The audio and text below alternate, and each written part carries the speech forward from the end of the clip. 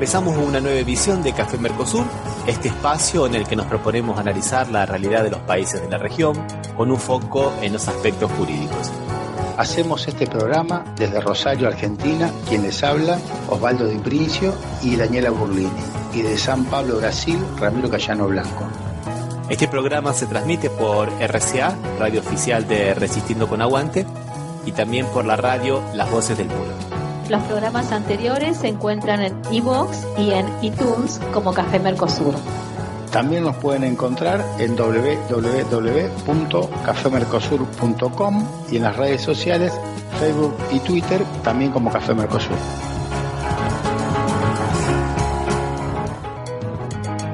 Bueno, aquí estamos en otro encuentro de Café Mercosur.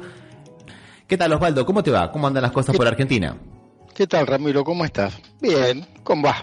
¿Cómo estaba? Diríamos, no hay grandes cambios, salvo que sean algunos para peores. Bueno, hubo un congreso de la lengua también, ¿no? En Córdoba. Sí, que también dio tela para cortar, ¿no? Muchas de las posiciones, algunos que defendían la lengua española como única posibilidad de comunicación para poder entendernos entre los hispanoamericanos, y otros que presentaban una posición de que en realidad los españoles vinieron, ya vivía gente acá y tenía su propio idioma, ¿no? Que tendría que rescatar alguna de las lenguas originarias.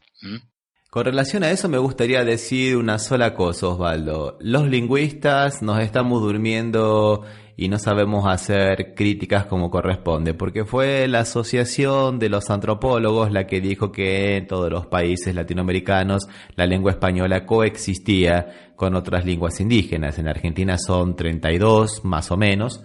En Brasil se pensaban que eran 147 y son más de 300. No están todas catalogadas, muchos son todavía ágrafas, o sea que no tienen forma escrita, y eso es por falta de trabajo de la academia. No le vamos a pedir a los indios que creen su propia gramática, ¿no? Ellos tienen la lengua como una forma de comunicación, esas racionalizaciones acerca de lo que es la lengua y las categorías, eso es cosa de blanco, digamos, ¿no? Pero bueno, no es tarea de los indios, o sea, muchas veces es un problema de la academia nuestra, de los blancos, ¿no? Pero, ¿por qué digo esto? Porque la propia Real Academia Española, en el sitio web que tiene, ya reconoce en la primera página que el español es pluricéntrico. ¿Qué significa que es pluricéntrico? Que no tiene un centro. Hay que dejar de pensar a la lengua española como siendo una cosa que se emana desde España. Primero, que tampoco es desde España. Estamos hablando de una visión centro-peninsular. O sea, cuando hablo de centro peninsular estoy hablando de Castilla-La Mancha. Andalucía es otra cosa, al ladito Valencia a 250, 300 kilómetros ya es otra, ni les cuento cuando empezamos a subir a Galicia o a Cataluña o al País Vasco, ¿no? Eso ni les cuento porque son otras realidades, otras lenguas inclusive que conviven con el español, el euskera, el catalán, el galego. Y otras lenguas más. En la Universidad de Filología de Valencia las clases se dan mitad en español y mitad en valenciano.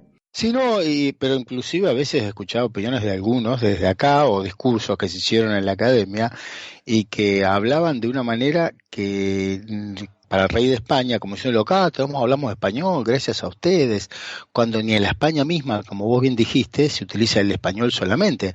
Hay regiones como Cataluña o Galicia o los países vascos o los vascos que tienen su propia lengua, la utilizan en productos, tienen los canales en su propia lengua, la enseñanza es bilingüe. O sea, que quisimos ser más papistas que el Papa, diríamos, ¿no? Sí, es verdad.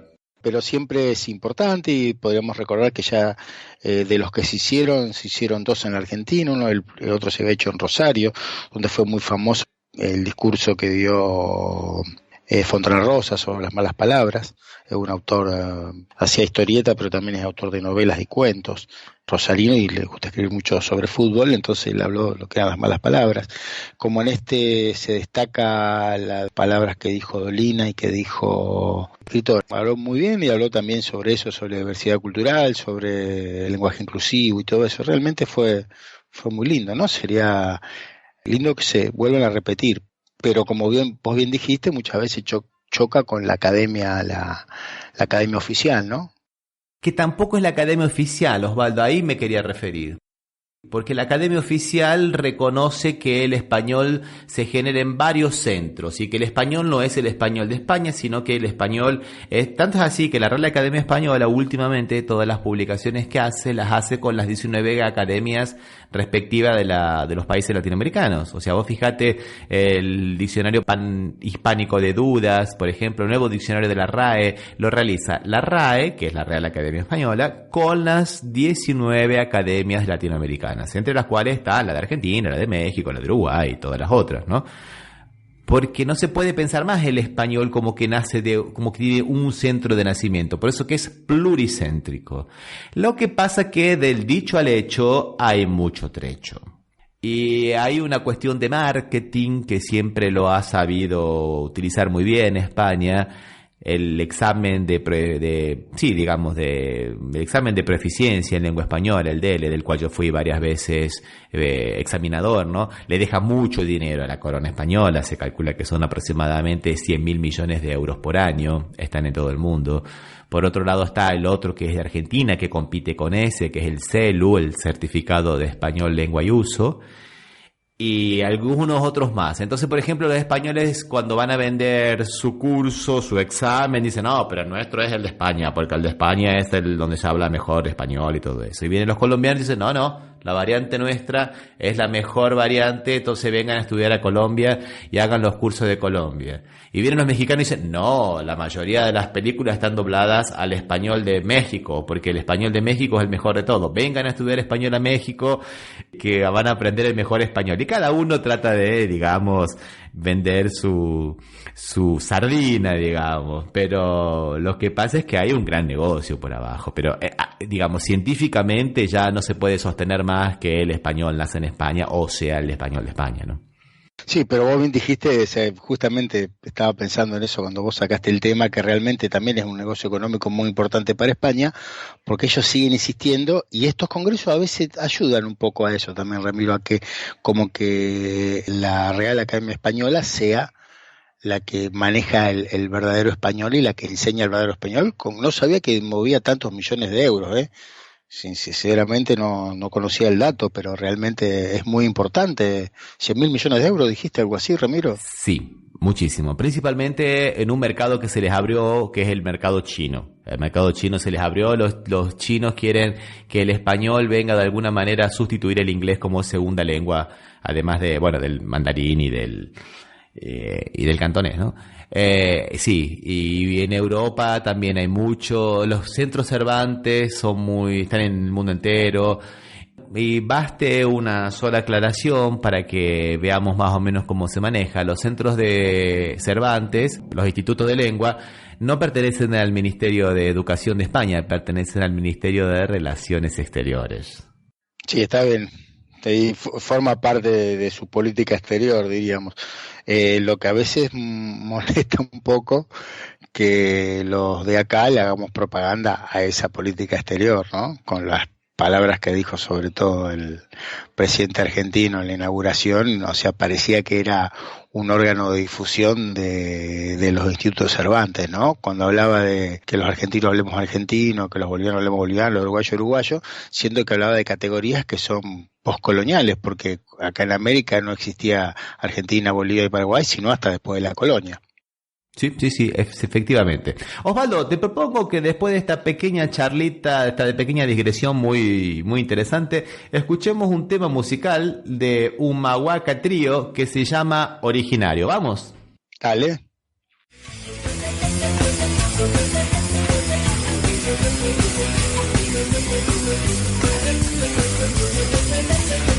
Originario es el paisano que viene de allá, originaria la mamita que te tuvo acá.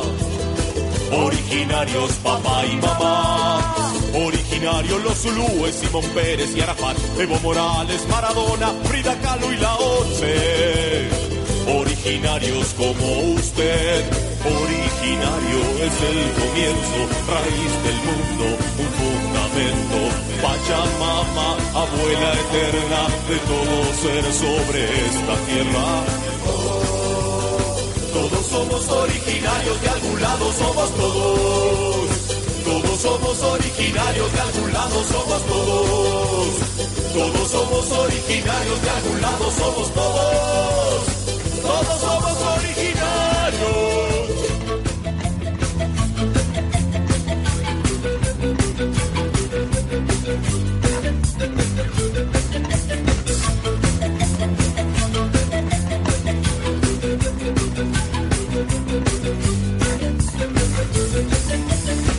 Originario es el guerrero, el pacifista, el sanador, el rey de bastos, un quirquincho, una iguana y un castor. Originarios los Rolling Stones, originaria la derrota, la victoria y el empate, un diamante, una limosna, un sueñito y un debate. Originario el disparate, originario es el comienzo, raíz del mundo, un fundamento, Pachamama, abuela eterna de todo ser sobre esta tierra. Todos somos originarios, de algún lado somos todos. Todos somos originarios, de algún lado somos todos. Todos somos originarios, de algún lado somos todos. Todos somos originarios.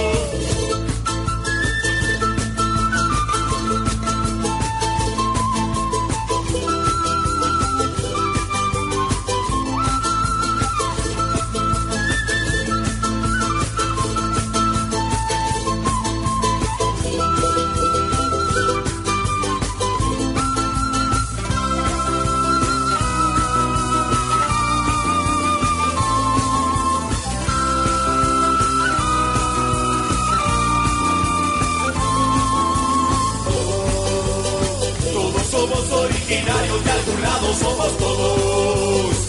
Todos somos originarios, de algún lado somos todos. Todos somos originarios, de algún lado somos todos. Todos somos originarios.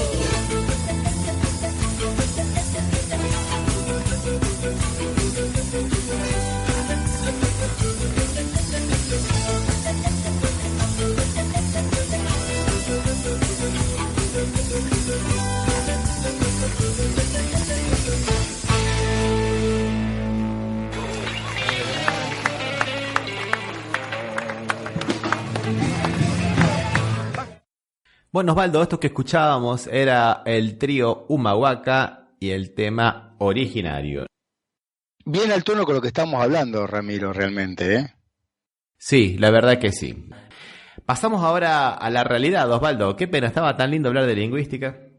La verdad, volver a la esencia del café, ¿no?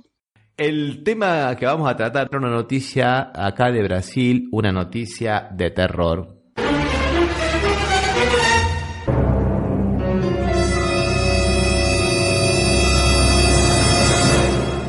Y tiene que ver con algo que tantas veces en este programa hemos tratado, que es la desubicación y la impunidad que tienen algunos players jurídicos, digamos, algunos operadores jurídicos, para decir barbaridades, atrocidades y no tener ningún tipo de responsabilidad. En este caso vamos a referirnos al desembargador de Santa Catarina, perdón, al camarista de Santa Catarina, es un juez, Jaime Machado Jr., que grabó un video cortito de unos 15, 20 segundos al lado de un cantor muy popular acá en Brasil, y en el cual nombraba a 3 jueces, decía: usted es jueza X, usted es jueza Y, usted es jueza Z, las vamos a ir a buscar. Él las agarra y yo las como. O sea, una apología de la violación impresionante, Osvaldo. Yo no entiendo cómo dicen algo así. Sí, cómo lo dicen sin ninguna sanción, diríamos, aparte. Y después dicen: no, fue broma, yo soy muy expansivo. No sos muy expansivo, es un delito, una apología. Además, en una situación, digamos, tan delicada que es la que se vive acá en Brasil, donde en el año 2018, que son los últimos datos que tenemos, hay 164 violaciones por día, Osvaldo. 164, qué número. Y aumentó casi el 9% con relación al 2017. No se puede jugar con ciertas cosas, menos teniendo una cierta voz autorizada dentro de la sociedad, ¿no te parece, Osvaldo? Son las personas que tienen que cuidar la ley. Sí, realmente, sí, los que tendrían que servir de ejemplo a través de su comportamiento es peor, sí, es realmente, sí. Sí, sinceramente, lamentable y no, para mí no hay ningún tipo de justificativa ni ninguna cosa. Acá en Brasil siempre pasa lo mismo. Cuando alguien de las clases medias altas se manda una macana, siempre es una cosa de niño, siempre es una broma, lo políticamente incorrecto es lo que molesta, siempre aparecen con alguna cosa por el estilo para tratar de, digamos, expiar sus culpas y nadie nunca reconoce nada. Entonces, por eso me parecía que, a pesar de que es un video cortito y que circuló en las redes sociales, bueno, lo hace al lado de los cantantes más populares de Brasil, Osvaldo. O sea, por favor. Que realmente, ¿no? Que acá creo que en la Argentina me daría la impresión, que no sé si será por el colectivo de las mujeres, qué sé yo, me parece que hay una mayor conciencia o por lo menos una mayor sanción social ante este tipo de cosas. Me da la impresión, Ramiro, no sé, vos conocés los dos países, podés ser mucho más autorizado que yo para hablar. A pesar de que no funcione como debería funcionar en este gobierno, todavía existe y todavía tenemos la memoria de lo que fue el INADI. Y me parece que el INADI ha hecho una muy buena política, insuficiente como todas estas políticas, porque sinceramente no es con una política de 4 años que vamos a tratar de resolver los problemas que venimos trayendo desde décadas y décadas y décadas, ¿no, Osvaldo? Pero creo que fue buena la política del INADI. Sí, creo que inclusive son esas políticas que se van construyendo con el tiempo. Por lo cual a veces decir si fueron 4, 8, 10 o 12 años, o sea, yo creo que el tiempo va ayudando para que se vaya construyendo. Pero me daría la impresión que estamos uno o dos pasos adelante de lo que es este tipo de políticas en Brasil. Sí, yo creo lo mismo, no quiero parecer aquí chauvinista, pero es una realidad que inclusive la marcan las propias feministas acá de Brasil. E inclusive muchas veces en el discurso, hace 6 años atrás yo al final perdí ese contacto con esta investigadora de análisis del discurso. Ella estaba analizando revistas para adolescentes de Argentina y de Brasil. Sí. Y las revistas, la diferencia era terrible porque el lenguaje dirigido a las adolescentes brasileras era siempre con relación al novio. No te vistas con ropas llamativas porque a tu novio puede no gustarle. No te pongas minifalda porque eso puede incomodar a tu novio si están en presencia de otros amigos. Siempre los consejos que le daban a las adolescentes era ella en función del novio, en cuanto que en Argentina no. Pero de todas maneras hay avances en Brasil también, ¿no? De buscar que el colectivo de mujeres pueda tener más representatividad o pueda ser menos agredido. Afortunadamente sí, Osvaldo, afortunadamente sí. Pero como vos decís, creo que estamos lamentablemente unos pasitos atrás de Argentina, lamentablemente. Me gustaría que por lo menos hubiera más presencia de las pautas igualitarias también acá en Brasil. Bueno, y vamos a seguir con los espejitos de colores. ¿Qué te parece, Osvaldo? Vamos. Pero a esta la vamos a decir que es un adentro.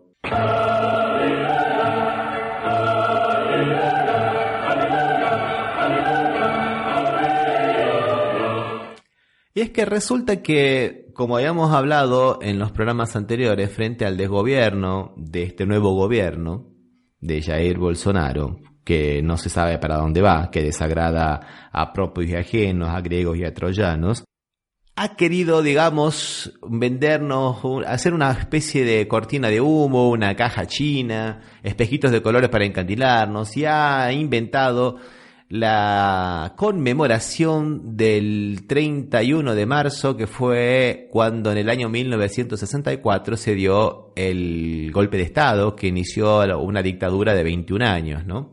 Pero simplemente, como todo el mundo dice, es una pauta que él ha hecho para congraciarse con algunos militares, otros militares no están de acuerdo con eso, y tratar de que nosotros miremos hacia otro lado y que no miremos la realidad. Pero dentro de eso, por eso decimos que es un adentro, la Comisión de Derechos Humanos de la ONU divulgó un comunicado en el cual pide que el presidente brasilero reconsidere el plan de conmemorar el aniversario del golpe del 64. Y dice que no es un problema de derecha ni de izquierda, que la tortura, los desaparecimientos y las ejecuciones extrajudiciales son algo inaceptable y no tiene que ver con las ideologías. Me parece que está muy correcto, ¿no te parece, Osvaldo? Sí, y podemos aclarar también que fue un golpe muy menos cruento que el golpe del 76 acá, ¿no? Del último golpe en la Argentina. Hay divergencias. ¿Sí? Muchas divergencias. Para comenzar, salió justamente a partir de esta decisión de Bolsonaro, se empezó a hacer una especie de oposición sorda. Inclusive en San Pablo se hizo la marcha del silencio, para no entrar en la pauta de Bolsonaro, para no discutir todo lo que él quiere que se discuta, ¿no? Y empezaron a aparecer muchos datos que estaban escondidos, o reaparecer algunos que estaban empezando a ser investigados. Uno de ellos es la cantidad de prisiones que hubo el primer día del golpe. Y hasta ahora el único número más o menos oficial era de un cable de la embajada americana, propio de ellos, que decía que el primer día del golpe hubo 5.000 prisiones, lo cual ya es mucho. Ese número era el que todo el mundo daba por más o menos cierto, Osvaldo, porque... Sí, ¿5.000 prisioneros o 5.000 prisiones? 5.000 prisiones, 5.000 personas que metieron presa el primer día, o sea, el 1 de abril. El 1 de abril ya. Pero ahora apareció, Osvaldo, otro cable, pero esta vez de la Cancillería italiana, hablando de 20.000 y un número mayor muy incierto. O sea que ya de entrada nomás tenemos 20.000 personas en cana. Sí. Eso para empezar.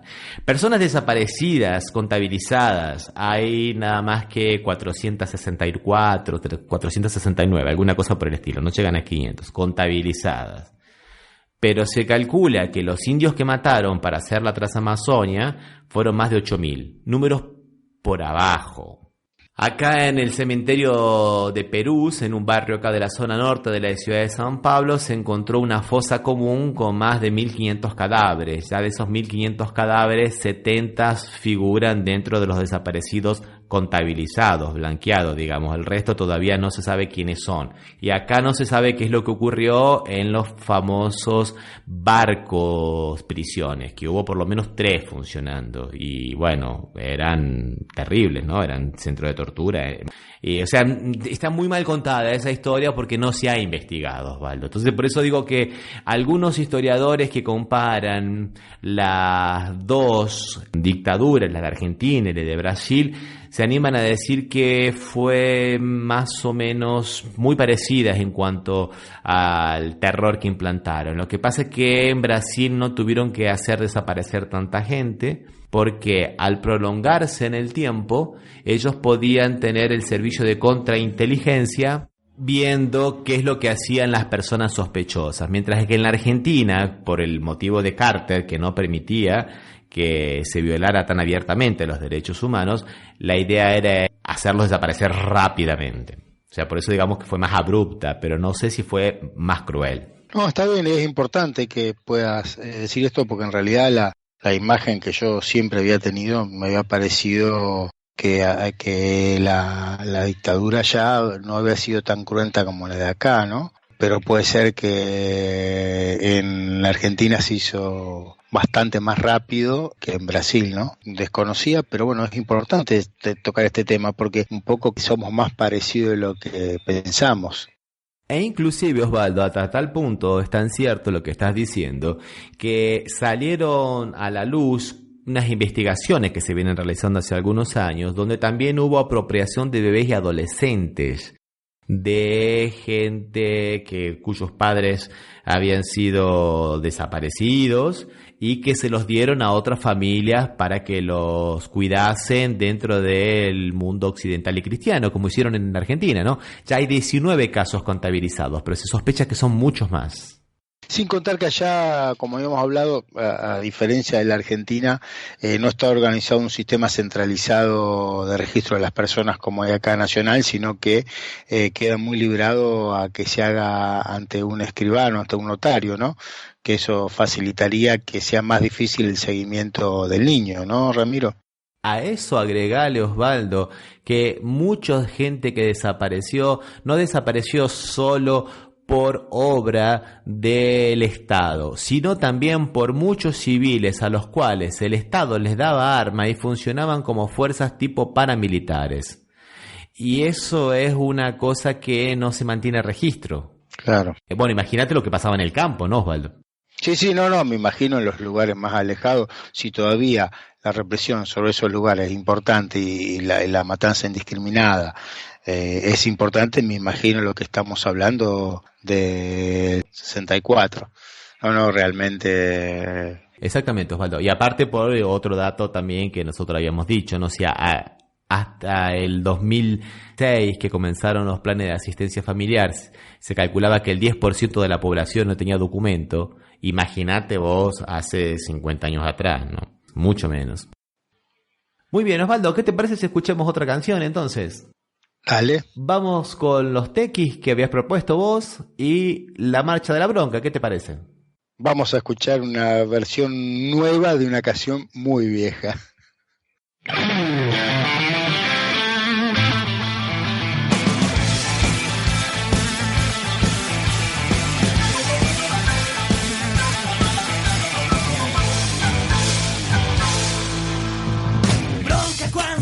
Satisfechos al haber comprado sus derechos. Bronca cuando se hacen moralistas y entran a correr a los artistas. Bronca cuando plena luz del día sacan a pasear su hipocresía. Bronca de la brava de la mía, bronca que se puede recitar.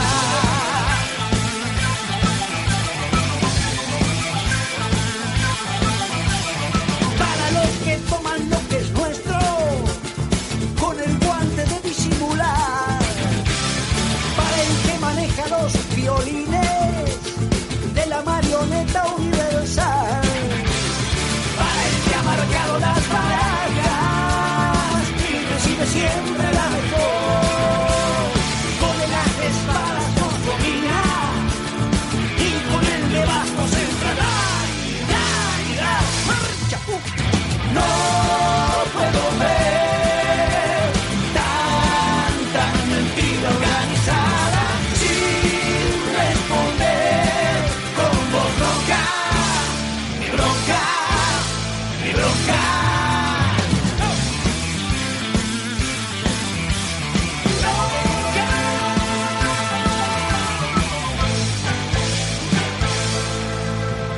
Bronca porque matan con descaro, pero nunca nada queda claro. Bronca porque roba el asaltante, pero también roba el gobernante. Bronca porque está prohibido todo, hasta lo que haré de cualquier modo. Bronca porque no se paga fianza, si no se encarcela la esperanza.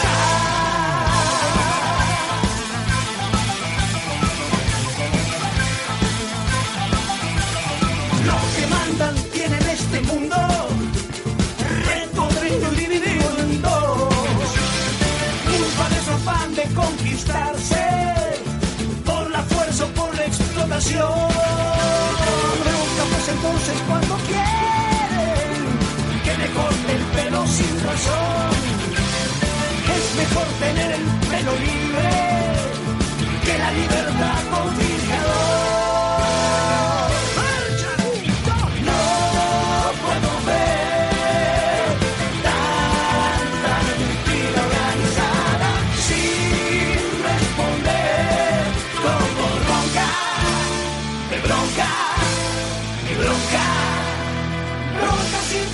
Sin bombas, bronca con los dedos en B, bronca que también es esperanza, marcha de la bronca y de la fe.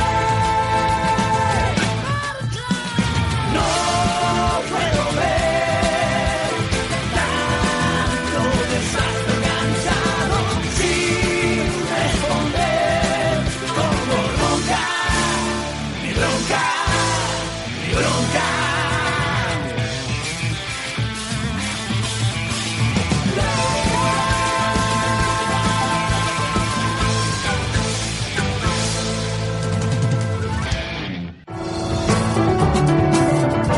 Estás escuchando Café Mercosur por las radios RCA, Resistiendo con Aguante Oficial y Las Voces del Mundo.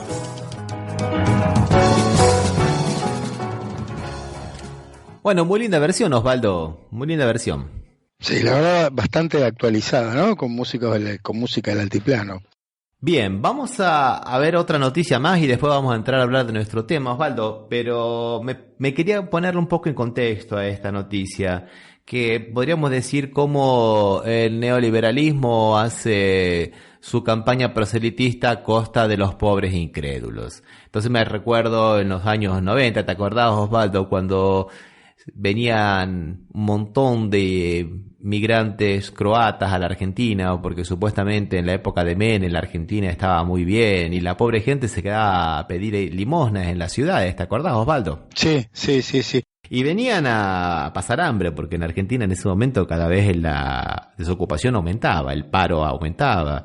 O sea que realmente esa gente terminó realmente pidiendo limosna en la calle, ¿no? Y lo mismo pasó, ¿te acordás? Con supuestamente esta gente de Venezuela que emigró de Venezuela, que también tenía algunas condiciones, digamos, bastante difíciles en Venezuela, ¿no? Porque no es que Venezuela sea el paraíso, pero bueno, salieron de Guatemala y se metieron en Guatepeor. En Guatepeor, sí, realmente. Y bueno, y ahora dos grupos más, que por eso quería ponerlos en contexto.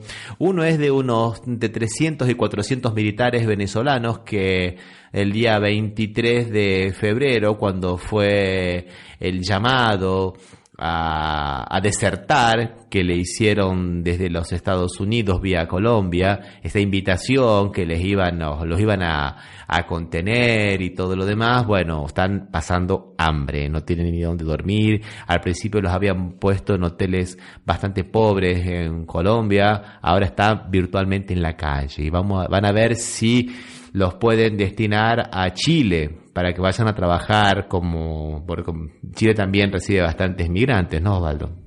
O sea, los usan y después los descartan. ¿Cómo se repiten esas historias? Vendían que Colombia parecía que al lado de Venezuela era Suiza o algo así, ¿no? Y sin embargo tienen niveles de pobreza altísimos.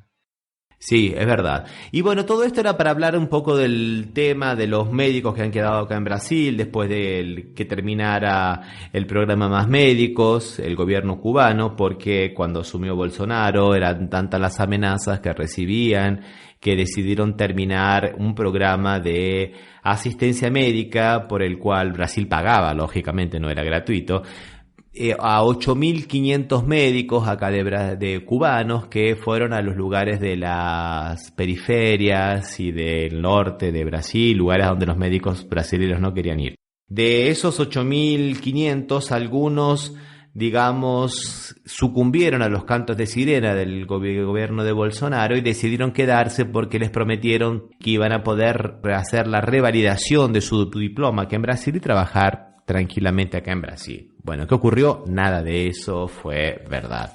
Primeramente, lo único que le dieron fue la dirección de la Policía Federal para que vayan a pedir asilo político y con eso consiguieron lo que se llama la libreta de trabajo, o sea, la posibilidad de poder trabajar. Pero son médicos y no hay exámenes de revalidación desde junio del 2007 y no hay perspectiva de que los haya.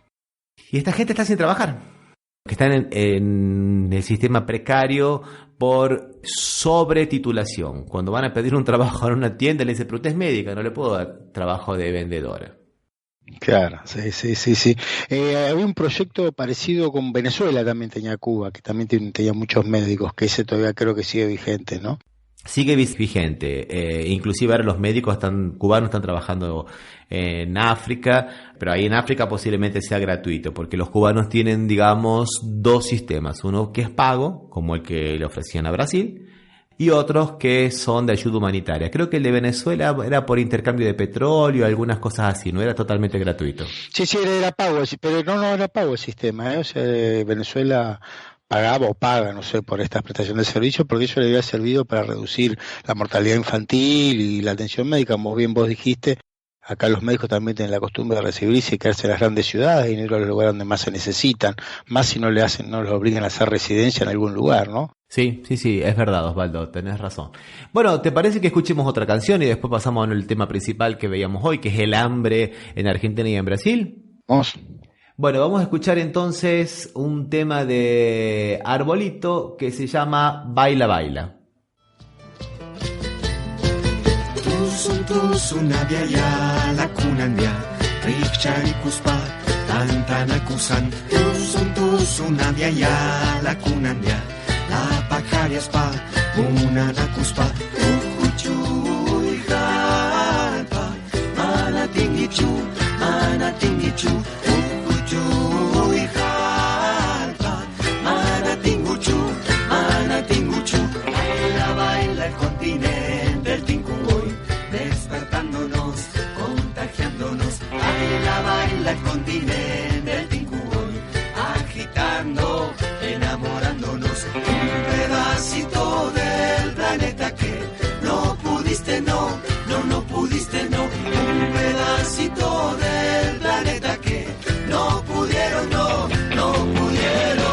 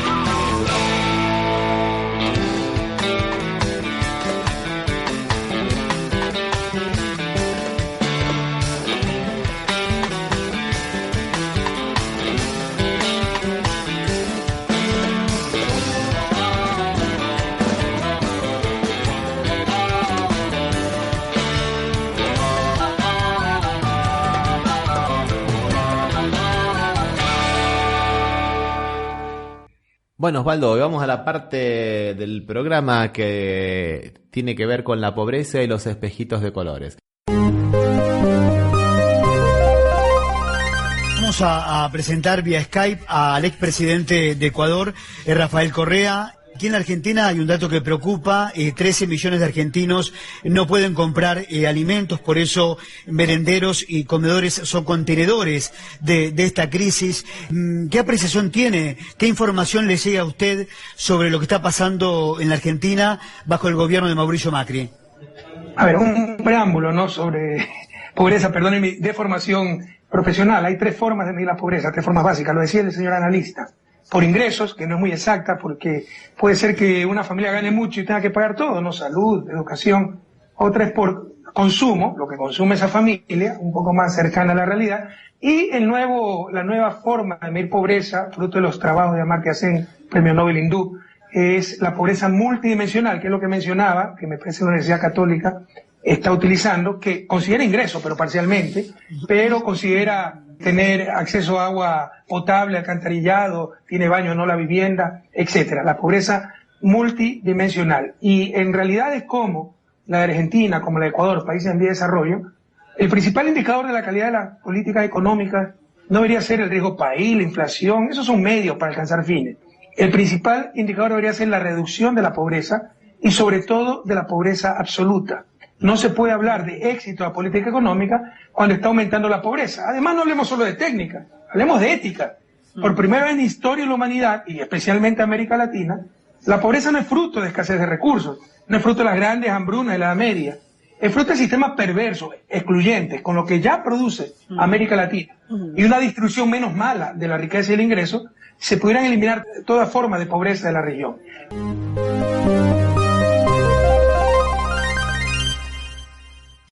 Lo primero que me gustaría decir, Osvaldo, que acá el gran problema económico comenzó en el 2014, mejor dicho en el 2015, en enero de 2015, cuando lo eligen presidente Acuña. ¿Te acordás que lo eligen presidente de la Cámara de Diputados? Y ahí comienza a ser una política antisistema, digamos, medio terrorismo congresista, digamos, porque le mete lo que acá se llaman pautas bombas, o sea, un montón de políticas que Dilma Rousseff no podía cumplir y le boicotea todas las medidas que Dilma pensaba que podían sanear la economía. ¿Te acordás, Osvaldo? Sí. ¿Y en Argentina cuándo comienza la hecatombe? Y con la asunción del nuevo gobierno, diríamos, los últimos 3 años, donde fue que se fue agravando la situación de pobreza y de indigencia, ¿no? A valores realmente preocupantes. Sí, es verdad, tenés razón, Osvaldo. Y por un lado, si, digamos, Jair Bolsonaro intentó poner en pauta, marcar la agenda con la cuestión de la conmemoración o rememoración, como él quiso después rectificarse, como sabemos que conmemorar y rememorar es lo mismo, sinceramente, de la memoria, cambiámoslo. Sí. Un juego de palabras eso. Cambiamos el prefijo y ya está. Bueno, y ahora la señora Patricia Bullrich también piensa hacer lo mismo, ¿no? Alimentar a las huestes más sedientas de sangre, diciendo que van a hacer una Secretaría de los Derechos Humanos para los policías.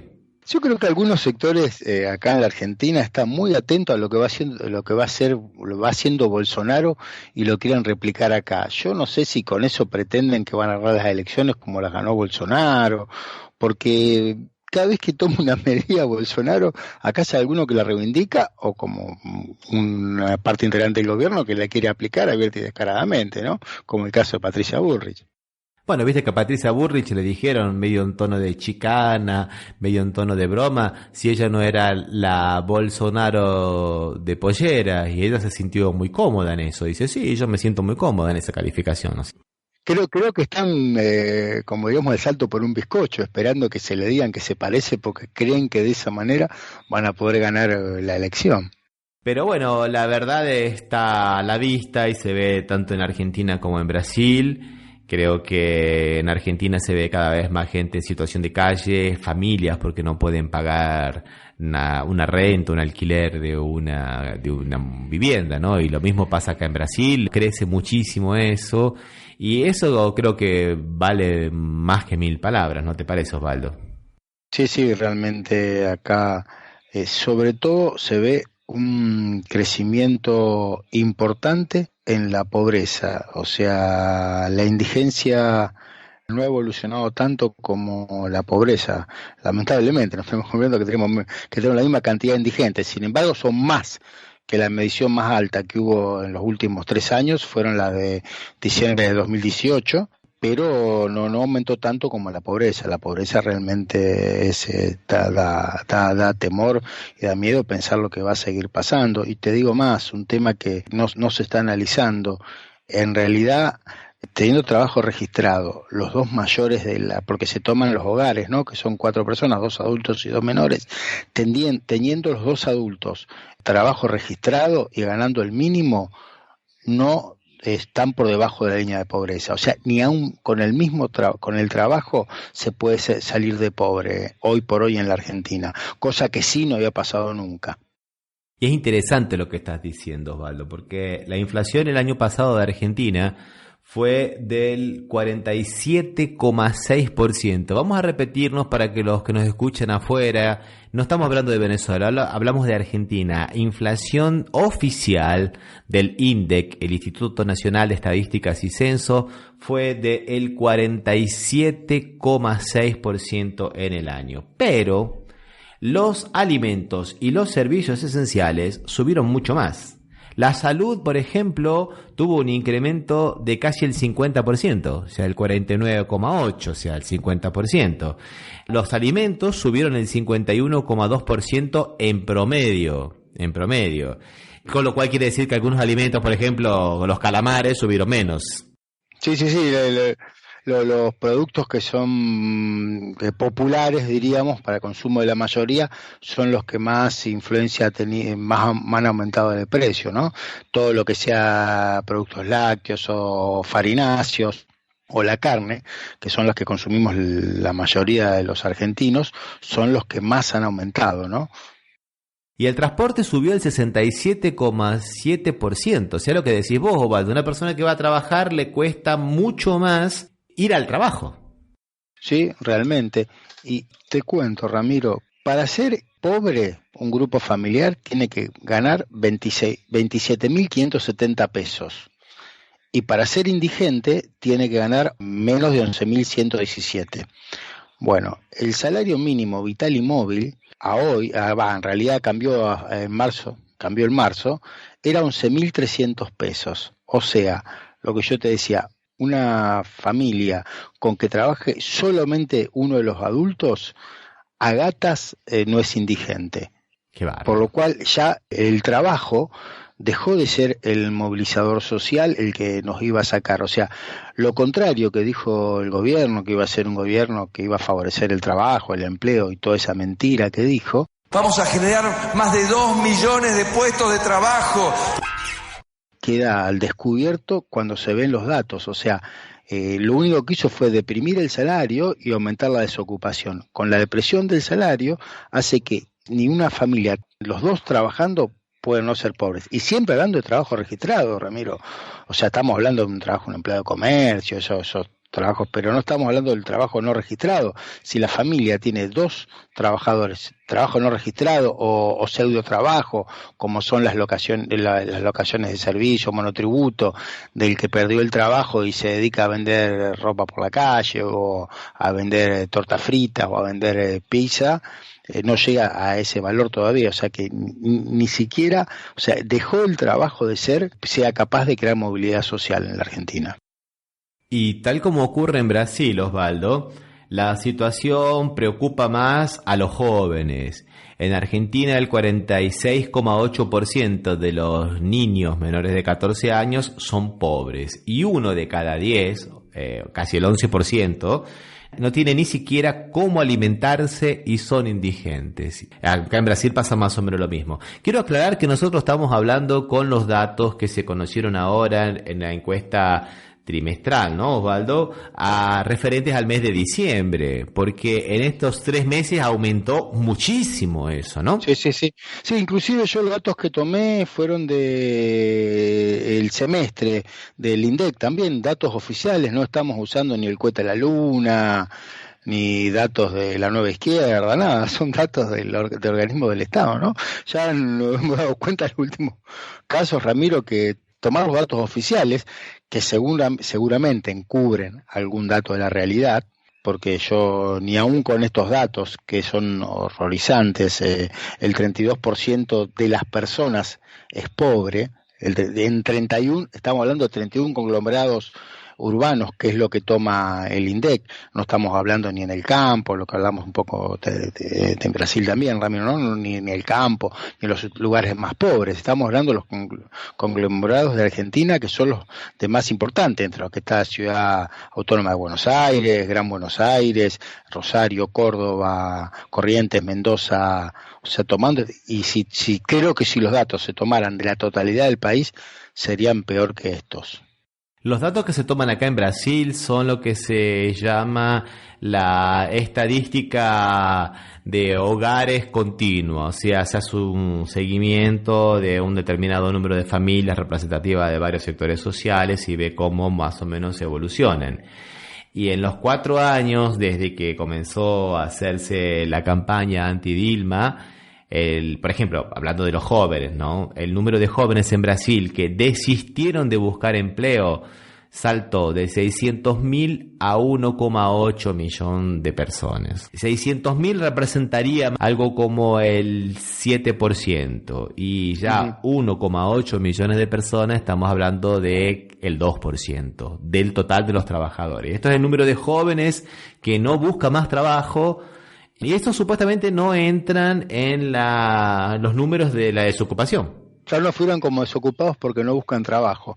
Este tema ya se había discutido otras veces, me acuerdo que en el gobierno, cuando Cavallo era ministro de Economía, hablaba que dice, sí, bajó en realidad era que gente que ya pensaba que no iba a encontrar trabajo no buscaba. Y un dato que me acordaba, porque los datos del INDEC marcan 10.792.000 pobres indigentes, o pobres y pobres indigentes, que son los que conforman el colectivo de los pobres.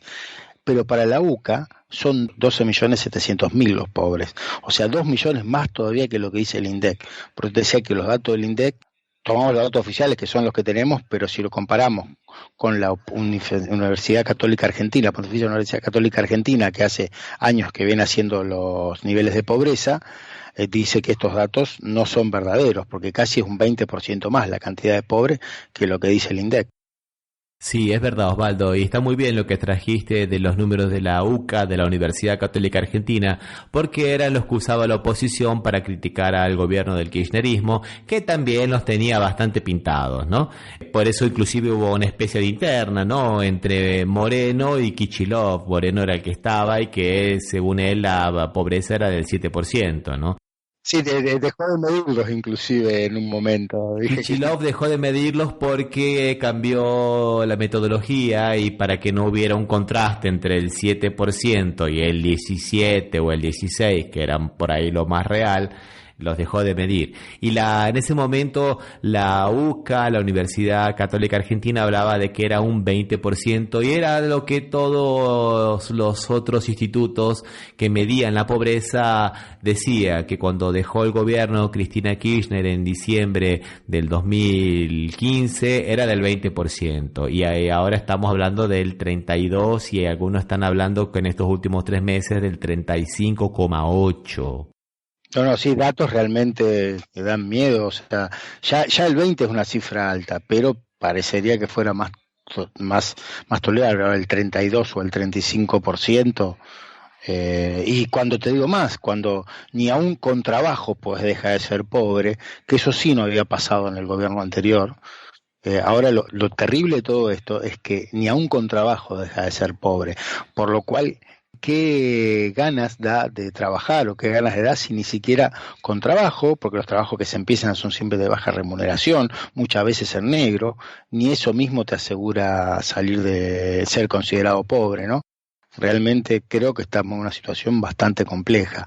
Me parece tanto Brasil como la Argentina, aunque Brasil parecería que en números no sería tan grave como la Argentina.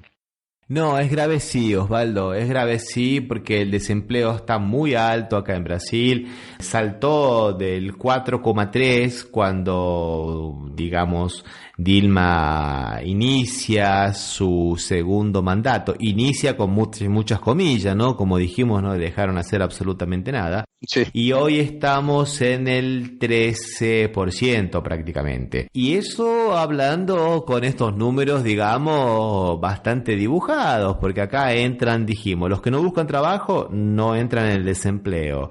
Los que tienen monotributista, como se llama en Argentina, acá son personas jurídicas, microemprendedores, aquel que va, hace un trámite para poder vender repasadores en los semáforos. Bueno, eso no se consideran desempleados.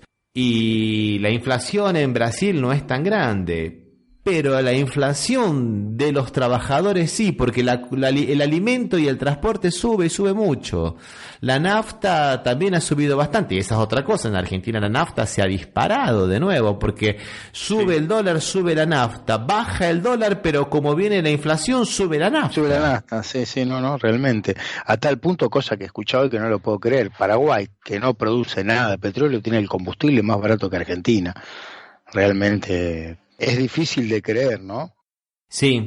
Y lo que pasa también en Argentina, que está pasando en Argentina, que ya pasó otras veces, ¿no? Profesionales calificados, altamente calificados, en el auge de su fuerza de trabajo, hoy están manejando Uber. Antiguamente manejaban taxi. Uberizado, sí, lo que se utiliza el término. Argentina tiene en este momento muchos trabajadores uberizados. Estamos hablando de algunas empresas que llevan comidas, que hacen pedidos de origen uruguayo, español o colombiano, que acá se han difundido mucho, que andan en bicicleta con una mochilita donde llevan cosas, una mochila que también se lo tiene que comprar el trabajador. Son trabajadores monotributistas, locaciones de servicio, y están considerados como trabajadores y no llegan a ganar el salario mínimo vital y móvil haciendo las tareas esas, salvo que trabajen 12 o 14 horas por día. Las mismas empresas están acá en Brasil también, Osvaldo, las mismas, la los mismos amarilla, nombres. La roja. Y esto que nosotros estamos pintando acá, que es un panorama bastante triste y duro de la realidad de Argentina y de Brasil, me parece que tiene que ser un llamado de atención a la oposición. Porque yo veo que tanto en Argentina como en Brasil estamos en la era de la pavada, discutiendo si Patricia Bullrich dijo esto o si no dijo esto, si el canciller brasilero, que todo el mundo sabe que tiene unas teorías terraplanistas, dijo o no dijo, si esto o si no esto, en lugar de estar discutiendo lo que realmente es esencial. Y qué pena que no está Daniela, que ella fue lo que lo marcó hace unos 2 o 3 programas atrás, que es un plan de recuperación de la producción y del empleo y del poder adquisitivo de la gente, ¿no es verdad, Osvaldo? Sí, estamos discutiendo cuántos ángeles bailan en la cabeza de un alfiler en lugar de pensar que tenemos a los turcos en la puerta, ¿no? Que nos quieren invadir. Sí, estamos discutiendo cosas que no ayudan a salir de esta situación, o que por lo menos que empiece a intentar salir de esta situación. Además, cuando se abren muchas pautas reivindicatorias al mismo tiempo, terminamos por no colocar el foco en ninguna. Yo pienso en Saúl Ubaldini, ¿te acordás, Osvaldo? Y que las propuestas eran básicas: paz, pan y trabajo. Hizo un plan de lucha atrás de esas 3 consignas. Y me parece que estamos en una buena época de dejar de comprar espejitos de colores e ir realmente a lo que importa. Las otras cosas también son importantes, pero vamos a hablar trabajo y racismo, trabajo y reforma de la jubilación, trabajo y educación. Pero creo que el tema del trabajo tiene que estar realmente al frente de todas las otras pautas y ser, digamos, el ariete, porque es la única cosa que va a posibilitar construir algo. ¿No te parece, Osvaldo? Sí, yo creo que hay que hacer una agenda que contemple específicamente eso como primer tema, y después, como vos bien decís, Ramiro, agregar algún otro tema que sea accesorio a ese, pero en realidad, hoy por hoy, el principal problema es el trabajo. Y así lo dice las encuestas, que la gente sobre cuál es el tema central, cuando en otra época era la inseguridad o en otra época era, no sé, la corrupción. Hoy por hoy el tema central es el trabajo y la pérdida de trabajo y la falta de perspectiva de que haya trabajo.